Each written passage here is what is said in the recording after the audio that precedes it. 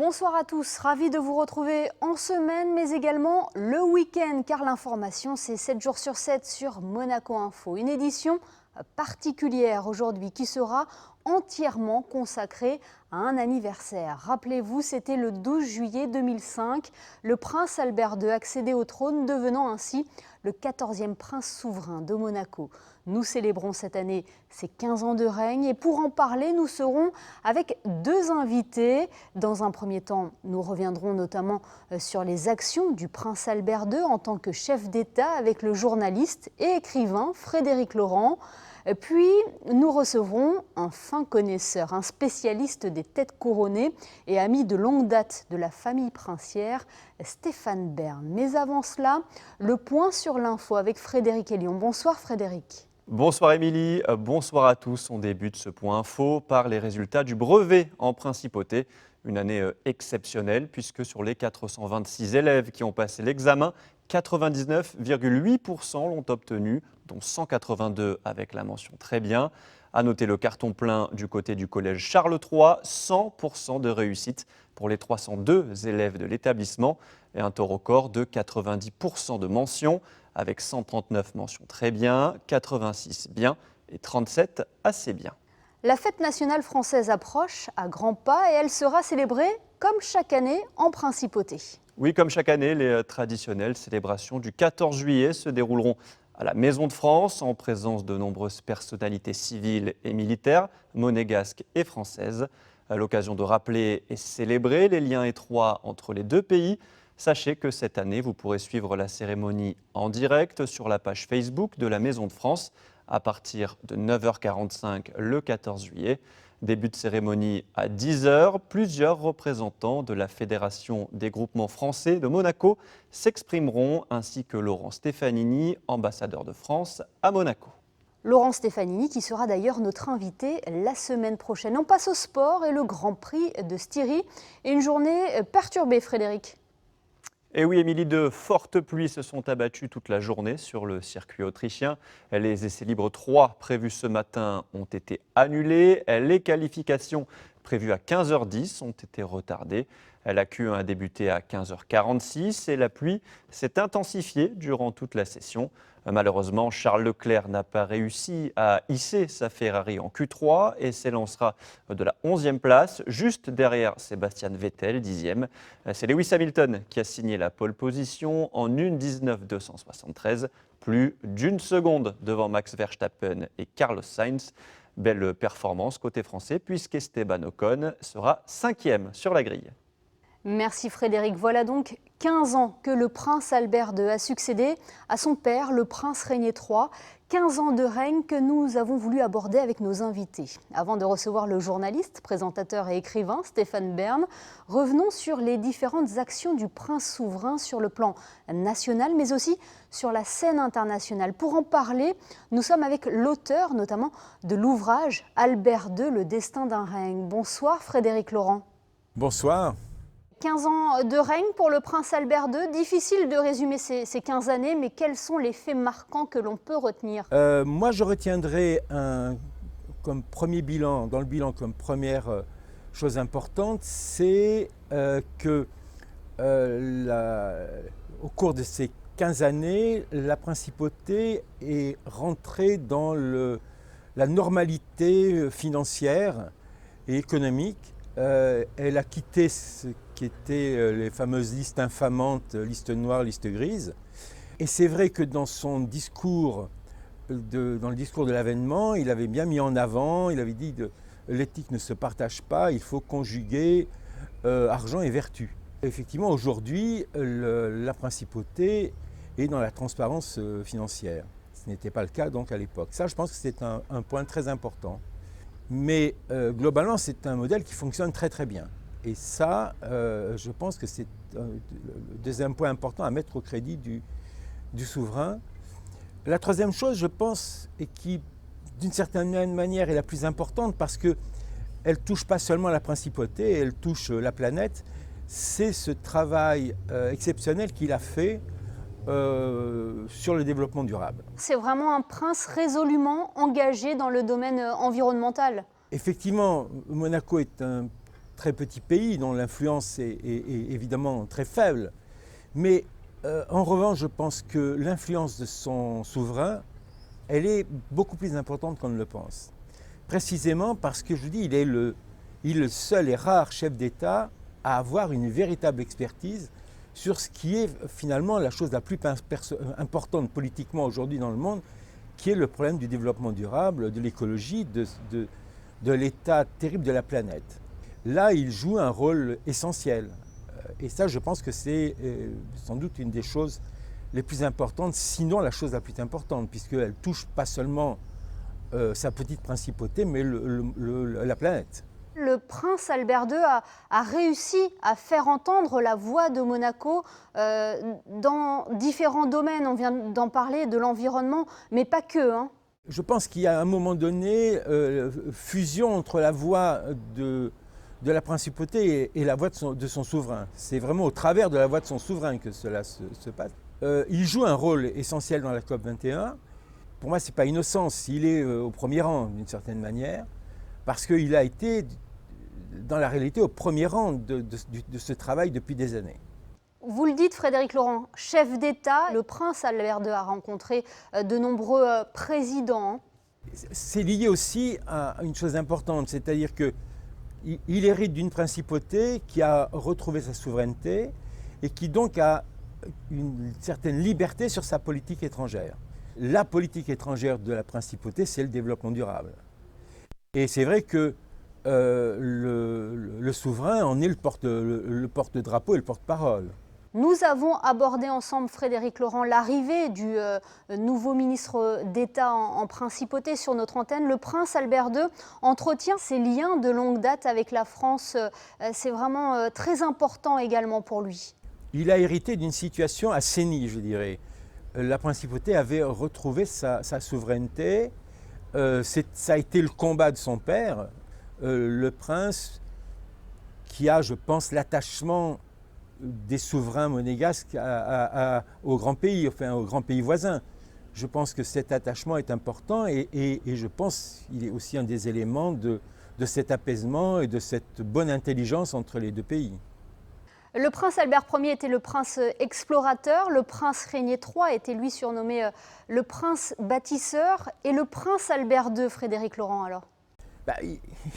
Il est le prince écolo, il est le prince qui effectivement aujourd'hui sur la scène internationale incarne en grande partie l'écologie, très clairement. Non, il est de tous les combats du développement durable. Le prince écolo, donc Frédéric Laurent. Merci beaucoup d'avoir été avec nous à l'occasion des 15 ans de règne de son Altesse Sérénissime, le prince Albert II. Merci à vous. Merci. Et pour vous, que représentent ces 15 ans de règne? Quels souvenirs gardez-vous de l'avènement du prince Albert II sur la place du Palais Princier le 12 juillet 2005? Christine Datomel est allée à votre rencontre. C'était très émouvant parce que le prince Régnier nous avait quittés peu de mois avant et on a grandi avec le prince Albert, donc c'était un peu une suite logique, très émouvant. C'est un beau pays et qu'on est fiers d'habiter à Monaco et d'être monégasque et d'avoir un prince comme on a un prince. Voilà. Pour l'entrée en principauté, c'était un moment magnifique avec le coussin, les clés et que c'était un événement qui était... Tout le monde était content, on a fait la fête, il faisait super beau. Les 15 ans du prince Albert, c'est très bien, c'est un très bon prince. C'était une super journée. On est très content d'avoir un prince comme Monseigneur. Et d'ailleurs, je vous invite à venir manger chez moi pour fêter ça. J'étais en train de travailler, donc c'est vrai qu'effectivement, l'avènement du prince Albert II était un grand événement, digne successeur de son père, le prince Régnier. J'étais petit, j'avais à peu près 10 ans, donc j'ai pas de bons souvenirs, mais c'est vrai qu'on est heureux de le voir maintenant ici, quoi. C'est sympa. C'est passé super vite. Voilà. Et d'ailleurs, Monseigneur, je vous invite à manger une glace à Candy Street. Vous êtes à 20 mètres à peu près. Voilà, place du Palais, Candy Street, 5 rue Basse. Bonne fête, Prince Albert. Bonne fête. Bonne fête. C'est un passionné d'histoire et il est incollable sur les têtes couronnées. Stéphane Bern est avant tout un proche du prince Albert II et de sa famille depuis plusieurs années. Il est avec nous aujourd'hui pour évoquer les 15 ans de l'accession au trône du prince souverain. Bonsoir Stéphane Bern. Bonsoir, bonsoir à tous. Quel regard portez-vous sur le règne du prince Albert II? À la fois un regard très, très admiratif, il faut bien le dire, et très amical. D'abord parce que je trouve qu'en 15 ans, le prince souverain a accompli une tâche extraordinaire, c'est de faire exister Monaco sur la scène internationale. Il s'est beaucoup déplacé, il a multiplié les rencontres. Ça avait commencé sous le règne du prince Régnier, évidemment, puisque je me souviens très bien, je crois que c'est en 93 que le prince Albert avait fait un discours à l'ONU, mais ensuite ça s'est traduit dans les faits, et notamment pour défendre un certain nombre de valeurs qu'il a mis en exergue, à savoir l'environnement, la défense des océans, les accords avec sa fondation aussi, la fondation Albert II de Monaco, qui fait un travail remarquable. Il a, de façon tout à fait extraordinaire, moi je trouve, il a installé Monaco sur la scène internationale. Et puis, l'autre regard, c'est celui d'un ami de la principauté. Chaque fois que je vais en principauté, je m'aperçois qu'à la fois il a fait progresser, qu'il y a un développement, il y a de la croissance, sans pour autant détruire l'héritage du passé. Et c'est un autre point positif du règne du prince souverain. Oui, parce que c'est une longue dynastie, les Grimaldi. Écoutez, je suis sans cesse obligé de rappeler à mes compatriotes français que Monaco est une dynastie, une des plus anciennes d'Europe. Depuis 1297, les Grimaldi sont installés sur ce rocher dont ils ont fait à la fois la prospérité, mais dont ils ont garanti également l'indépendance, la souveraineté, que sans cette famille princière, il n'y aurait plus de Monaco, et donc les Monégasques n'auraient plus les privilèges, les avantages qui nous font tous rêver, il faut bien le dire. Le prince Albert II s'est vite adapté à ce rôle de chef d'État. Vous l'avez dit, il avait déjà des responsabilités lorsqu'il était prince héréditaire sous le règne du prince Régnier III. Mais ça a été compliqué pour lui de reprendre un petit peu ce que son père avait déjà bâti. Vous savez, c'est toujours une succession est toujours difficile, surtout passé après le prince bâtisseur, le prince Régnier III. Mais le prince Albert avait été parfaitement préparé. Il a montré il y a 15 ans qu'il était tout à fait prêt à succéder à son père et à accomplir la mission pour laquelle il avait été remarquablement bien éduqué et élevé. C'est surtout, vous savez, je trouve que c'est le prince de la tempérance, c'est un prince humaniste, c'est un prince qui a été élevé à Monaco, qui a tissé des liens avec chaque monégasque et qui a vraiment conscience qu'on ne peut pas aller vers le progrès, avancer, construire une principauté toujours nouvelle si on n'est pas en phase avec la population. Et il a ce rapport extrêmement franc, extrêmement solide avec la population. Je trouve qu'il a à la fois une vision à long terme, une véritable ambition pour son pays, et dans le même temps, il est très proche de chaque citoyen monégasque qui l'écoute, et dont il tient compte évidemment dans ses décisions qui sont, rappelons-le, tout à fait souveraines. Vous avez pu assister, Stéphane Bern, à plusieurs temps forts en principauté. On pense dans un premier temps au mariage princier. Ça a été vraiment, on va dire, un rêve pour toute la population, du glamour, vous l'aviez rappelé à l'antenne de France 2, puisque vous avez commenté cette cérémonie. Oui, il y a évidemment, ça a été un point fort, un moment, un point d'orgue même du règne. Ça a été le mariage avec mademoiselle Charlène Wittstock, qui est entrée dans les habits de princesse souveraine et surtout qui nous a fait la joie de donner. Et en tant qu'ami de Monaco, évidemment, ça fait plaisir de voir les jumeaux, les princes Jacques et la princesse Gabriella. C'est vrai que voir un prince souverain heureux, je crois que c'est un plaisir que partagent tous les Monégasques. Je le vois chaque année, tant pour la fête nationale que pour toutes les cérémonies qui se déroulent à Monaco. Les Monégasques sont très heureux de voir leur prince transformé à la fois en mari épanoui et en père aimant et très heureux. Donc, je crois que pour les Monégasques, c'est quelque chose d'important. C'est aussi évidemment la continuité dynastique qui préserve aussi pour l'avenir les privilèges et les avantages des Monégasques, mais pas seulement. Cette famille partage le destin de toutes les familles monégasques. C'est une famille à laquelle les Monégasques sont viscéralement très attachés. Et donc, voir leur prince heureux est quelque chose qui apporte beaucoup de joie et beaucoup de plaisir à tous les Monégasques, je le crois sincèrement. Merci beaucoup Stéphane Bern d'avoir été avec nous. Si vous aviez un message à adresser au prince Albert II pour cet anniversaire, ces 15 ans de règne, lequel serait-il ? Écoutez, déjà lui dire que je n'ai pas vu ces 15 années passer et qu'en même temps, il a accompli un travail extraordinaire et il est resté lui-même. Vous savez, beaucoup de chefs d'État, quand ils arrivent au pouvoir et avec cette usure du pouvoir aussi, parce qu'ils voyagent beaucoup, ça a dû peut-être parfois le fatiguer, il est resté le même. Il est ce prince aimable et que les gens aiment depuis des années. Donc, qu'il ne change surtout rien à son caractère, qui est très agréable. Et puis surtout, on lui souhaite un long règne, heureux, bénéfique pour les Monégasques. Et puis, je lui adresse évidemment tous mes compliments, mes vœux de joyeux anniversaire pour ses 15 ans de règne. Et puis, tous mes sentiments amicaux pour lui et pour la famille Grimaldi et pour tous les Monégasques. Merci beaucoup Stéphane Bern d'avoir été avec nous. Merci à vous. On rejoint à présent Frédéric Elion pour le point info pratique. On débute par la campagne de dépistage au Covid-19 qui se poursuit en principauté. Oui, depuis le 23 juin, le gouvernement propose des séances de rattrapage chaque mardi. Une campagne de dépistage destinée à tous les résidents, salariés et scolaires de Monaco. Je vous rappelle, le test est gratuit et basé sur le volontariat.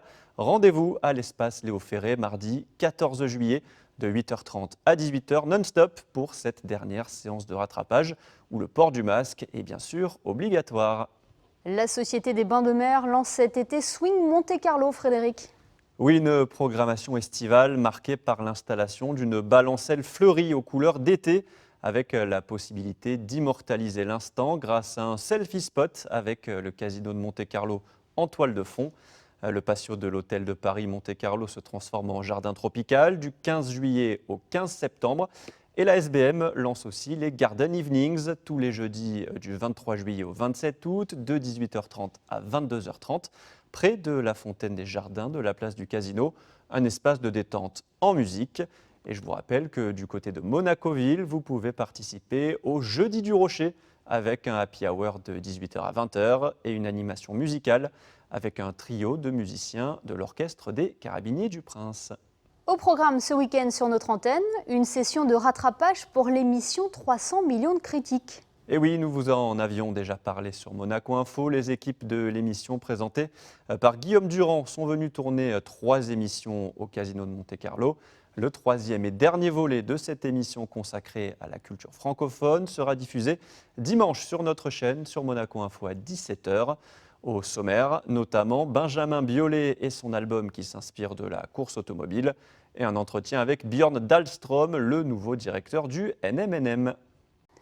Dimanche à 17h, 300 millions de critiques. Frédéric, à 19h, retrouvez votre magazine La Vigie. Yann-Anthony Noguès reçoit le délégué interministériel en charge de la transition numérique, Frédéric Ginta, qui, vous allez le voir, a un parcours atypique. Extrait. Et quand on a fait l'ESCP, quand on a fait Harvard, quand on est passé par Amazon et Google, qu'est-ce qui fait qu'on a envie de revenir à Monaco? Tout, Yann-Anthony. C'est un moment, moi j'ai énormément de chance qu'on me propose d'aider la principauté dans la transformation qui sont les plus importantes. Là, c'est pas Steve Jobs qui vous laisse un message en disant « Non, je veux pas de vous, vous êtes nuls ». Là, c'est plutôt le ministre d'État et ou le prince qui disent « Frédéric Ginta, on a besoin de vous ». Oui, en tout cas, qui gentiment me propose donc créer une structure qui a aujourd'hui 200 personnes pour s'occuper du numérique, plusieurs directions au sein du ministère d'État. Et aujourd'hui, en fait, pour moi, ça a été, je pense que je me posais la question à peu près 15 secondes. On vous propose, pour la chose que vous préférez, votre pays, que vous aimez, qui vous a tant donné, dont vous avez bénéficié d'être une des personnes qui va lui permettre de se transformer dans le monde d'aujourd'hui en le laissant au niveau d'excellence, pour moi, c'était une chance inestimable. Donc j'ai bien sûr accepté immédiatement.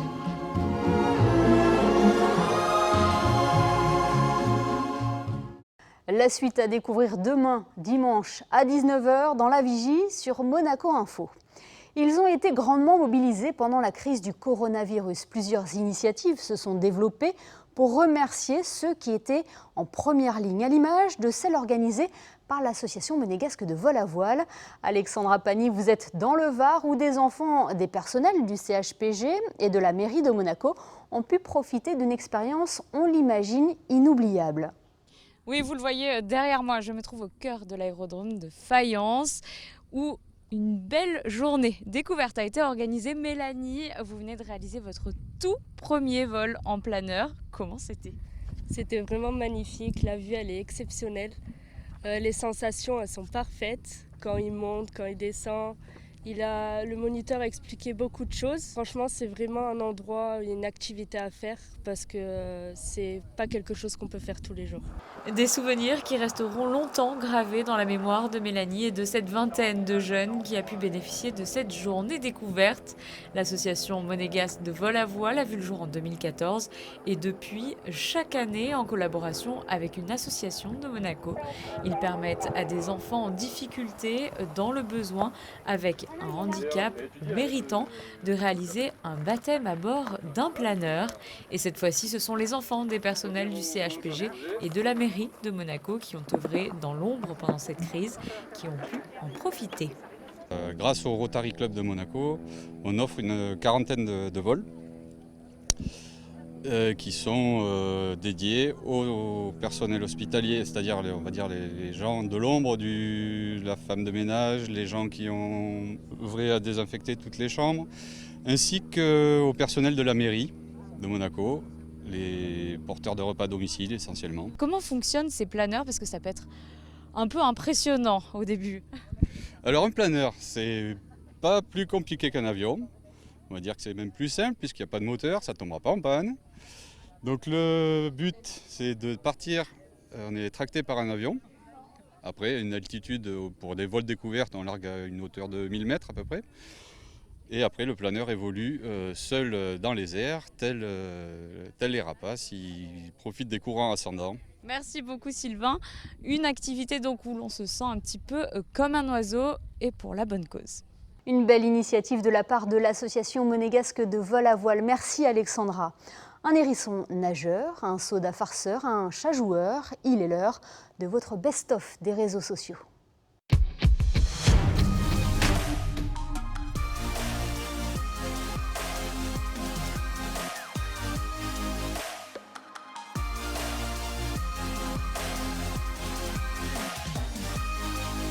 You want any ice or anything? No. What'd you put?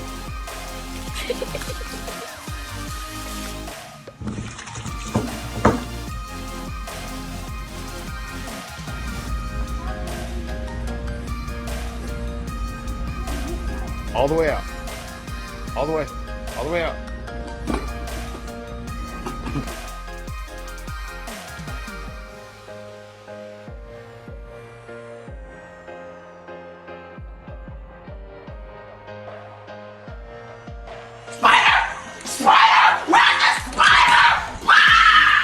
Et n'hésitez pas à partager vos photos et vos vidéos sur le réseau Malizia. Les meilleures publications seront diffusées à l'antenne. Avant de refermer ce journal, un mot sur les prévisions météo.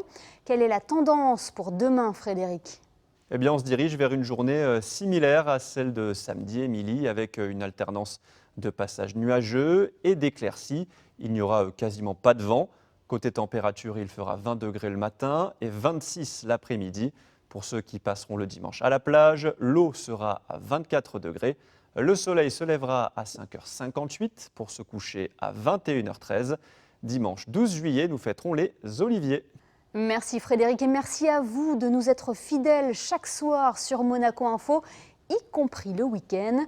Cette édition spéciale consacrée aux 15 ans de règne du prince Albert II touche à sa fin. On se quitte d'ailleurs sur ce thème avec une sélection des plus belles images des photographes du Palais Princier et de la direction de la communication. À demain pour le best-of de votre JT.